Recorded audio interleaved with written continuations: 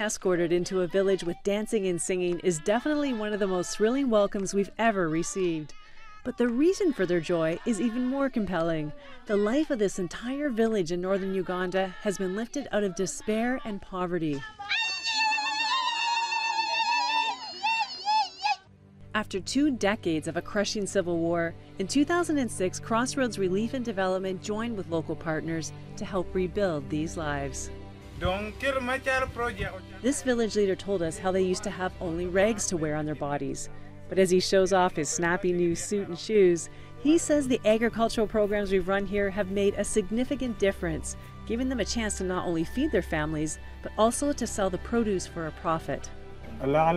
They have no means to get money, and to buy the basic need was a problem to them.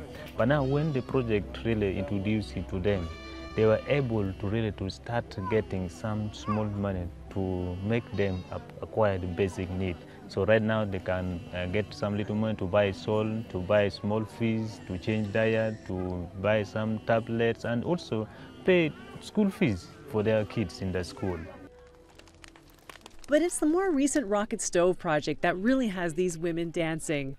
Made of mud, grass, and water, it replaces the dangerous open fire that villagers used to cook their food on.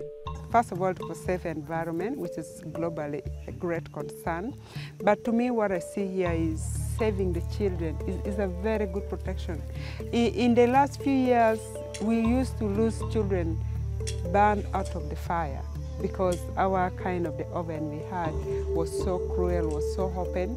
But this is something which is very sufficient for use of firewood, but also very protected, and really, even if you're cooking, you don't feel the heat.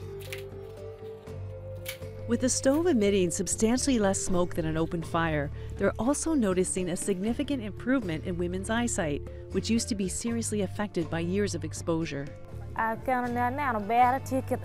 It is of great importance to them to use any saving stove, because they can now be able to really use the little firewood. In a day they use just only one piece to prepare, and can also prepare a good food meal for the family.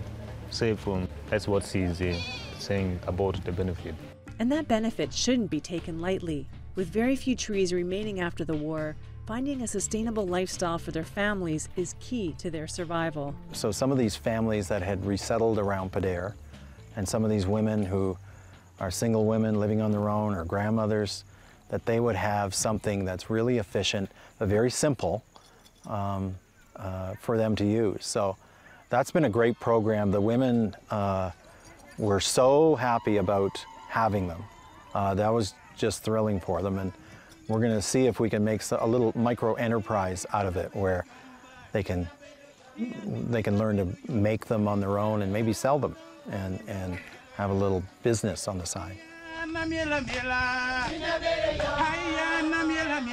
The work in northern Uganda continues, rebuilding broken communities one step at a time. If you want to be part of the transformation taking place here, please go to our website at crossroads.ca.